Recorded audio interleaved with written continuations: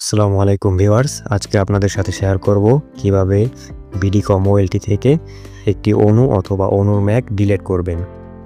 অণুর Mac OLT থেকে কিভাবে ডিলিট করবেন সেটা আমি আপনাদেরকে গ্রাফিক্যাল মোডে অর্থাৎ ক্রোম ব্রাউজার থেকে দেখিয়ে দিচ্ছি।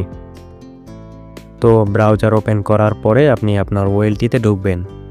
ভিউয়ার্স, যখন ওএলটির একটি পণে একটি অণু আপ করা হয় তখন ওই পণে অণুর যে ম্যাক অ্যাড্রেস সেটি সেভ হয়ে থাকে।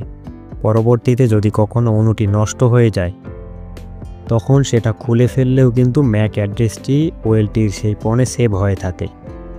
ওএলটিতে প্রবেশ করার পরে আপনি যেই অণুর ম্যাকটি ডিলিট করতে চান সেটিকে খুঁজে বের করবেন এবং সেটি কোন পণের কত নাম্বার অণু সেটা খুঁজে বের করে আপনাকে কপি করে রাখতে হবে অথবা আপনার মনে রাখতে হবে। এখানে সার্চ অপশনে আপনি চাইলে অণুর ম্যাক সার্চ করে অণুটিকে বের করতে পারেন অথবা আপনি যদি অণুতে ডিসক্রিপশন দিয়ে থাকেন আপনি ডিসক্রিপশন সার্চ করে এখান থেকে বের করতে পারেন। আমি যেই অণুটি ডিলিট করব সেই অণুটিকে আমি খুঁজে বের করেছি। এখন আপনি এটিকে দেখবেন যে এটি কত নাম্বার পণের কত নাম্বার অণু।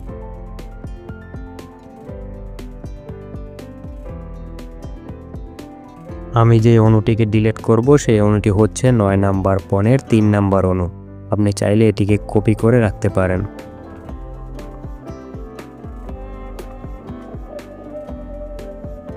কপি করার পরে এখান থেকে চলে যাবেন ইপন ইন্টারফেস কনফিগ এই অপশনে। এরপরে চলে যাবেন ইপন পোর্ট ম্যাক বাইন্ড এই অপশনে। এরপরে এখান থেকে আমি চলে যাব 9 নাম্বার পণে। 9 নাম্বার পণের ডান পাশে ডিটেলস লেখা আছে, এখানে ক্লিক করে ওপেন করব। এখান থেকে আমরা 3 নাম্বার অণুটি ডিলিট করব। তো এখানে বাম পাশে টিক মার্ক দেওয়ার অপশন আছে, এখান থেকে 3 নাম্বার অণুতে টিক মার্ক দিয়ে ডান পাশে যে ডিলিট অপশন দেখতে পাচ্ছেন এখানে ক্লিক করে আপনি অণুটিকে ডিলিট করে দিবেন। ভিউয়ার্স, দেখতে পাচ্ছেন আমাদের 9 নাম্বার পণ থেকে কিন্তু 3 নাম্বার অণুটি সফলভাবে ডিলিট হয়ে গেছে। এরপরে আপনাকে যে কাজটি করতে হবে সেটি হলো এখান থেকে আপনাকে সেভ অল এখানে ক্লিক করে কনফিগারেশনটি সেভ করে দিতে হবে।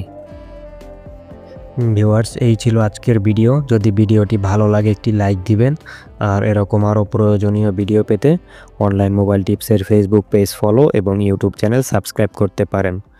ধন্যবাদ। দেখা হবে নতুন কোনো ভিডিওতে। সে পর্যন্ত ভালো থাকবেন, সুস্থ থাকবেন।